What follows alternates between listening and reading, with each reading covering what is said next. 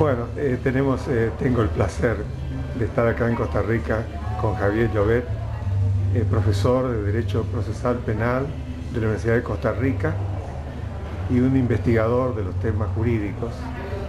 Y me gustaría que hicieses un breve resumen de este tema que te propuse, porque siempre a la gente le interesa saber, y obviamente a los alumnos que van a presenciar o van a ver esta entrevista, cómo fue el derecho penal en la época del nacionalsocialismo. O sea, ¿qué pasó en esa época en Alemania? Sí. En primer lugar, bueno, tal vez una de las formas mejores de definir el derecho durante el nacionalsocialismo, al menos en la primera época,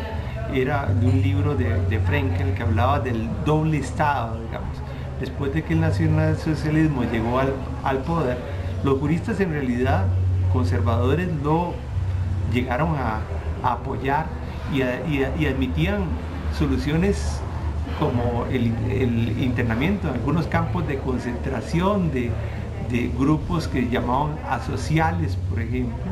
pero lo admitían como una excepción. Se decía porque tenían la esperanza de que se mantuviera el orden jurídico, pero el sistema se podía hablar como un doble Estado,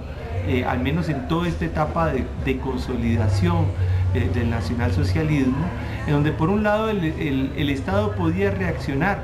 por medio de un proceso penal y de un sistema jurídico cada vez que se iba impregnando de caracteres más autoritarios, y en donde se iba, digamos, socavando los principios propios de un derecho penal y de un derecho procesal penal liberal, pero por otro lado podía simplemente reaccionar de hecho, y reaccionaba de hecho simplemente deteniendo policialmente y sin ningún derecho. Así alguien podría hacer que se decidiera en determinado momento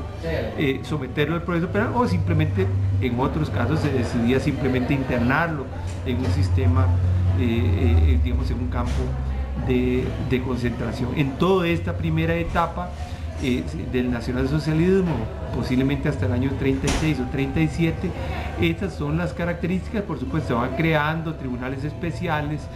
también impregnados de principios autoritarios, y en donde el principio del autoritarismo se señala como un principio del derecho procesal penal en ese tiempo, la concentración de poder dentro del Ministerio Público en la investigación preparatoria sin ningún control, o la concentración del poder en el juez con una dirección autoritaria. Entonces, eso, por supuesto, para los casos en que se reaccionaba por medio de normas jurídicas. El sistema es interesante, digamos, porque implicaba una quiebra, digamos, del derecho nacionalsocialista, más bien contrario a lo que se ha visto muchas veces, que se ha dicho que el nacionalsocialismo fue producto del positivismo jurídico de los juristas. Más bien se entendía como una reacción frente al positivismo jurídico, digamos. Más bien los positivistas como Radbruch o Kelsen eran grandes demócratas, y más bien dentro de los principios del nacionalsocialismo se veía como una reacción a esto, cómo podían dejarse de lado las normas jurídicas con base en una serie de principios abstractos, digamos, el principio del autoritarismo, el principio del Führer, el principio del Führer llevaba también a una concentración de poder, y además dentro de esa